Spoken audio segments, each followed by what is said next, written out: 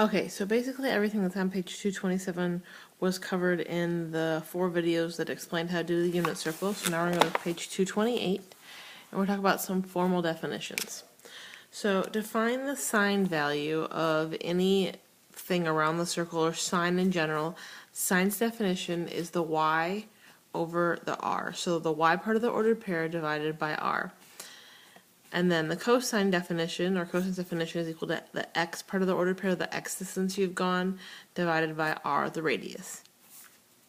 And so we use this inadvertently when in the video I explained to you guys how to find the ordered pairs for the triangles around the circle. And I just want to go back up here for a second. A lot of you have taken physics before, and you've been told that to find the y part, the y component of a vector, or to find the y piece, that you do the magnitude, which in our case we call r, sine theta, and that got you your y piece. And all that happened here is we just multiplied the r, the magnitude, over. Same thing with the cosine.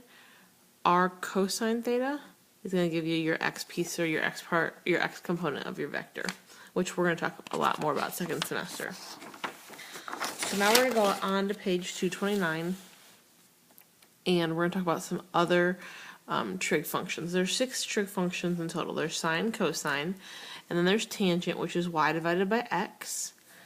And then I'm going to put a little dotted line right here. Everything after tangent, the next 3 are what we call reciprocal functions.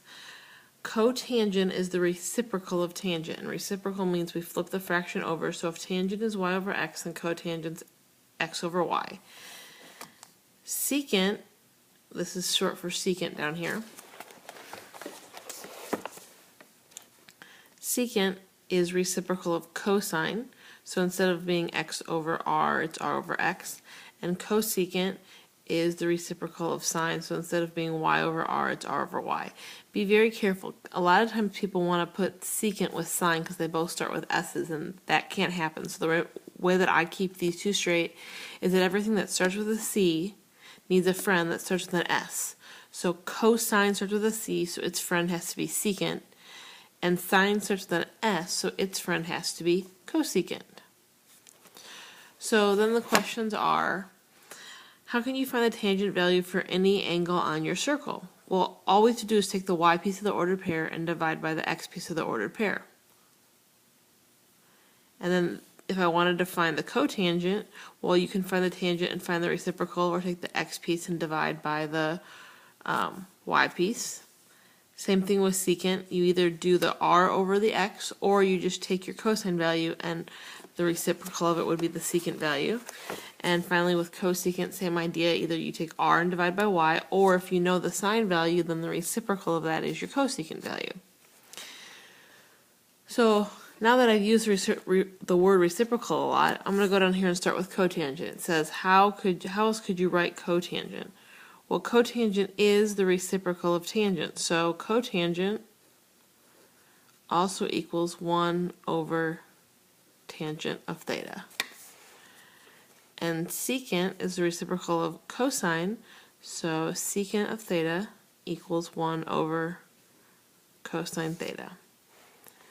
And cosecant is going to equal 1 over sine theta. Tangent's not a reciprocal. However, tangent of theta is equal to the sine over the cosine. Because if we say that we have sine on top, so we really have y over r, and on bottom we have cosine, which is x over r. Dividing fractions is easy as pie. You flip the second and multiply. So I have y over r times r over x. These r's cancel out or play slashy-washy, and you're left with y over x.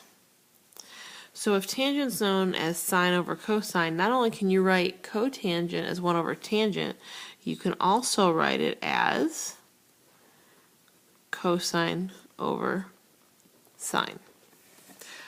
Okay, so what's going to happen now is you're going to go back to Edmodo, and we're actually going to do the math to fill out the tangent values around the unit circle. So go back to Edmodo and watch the next video.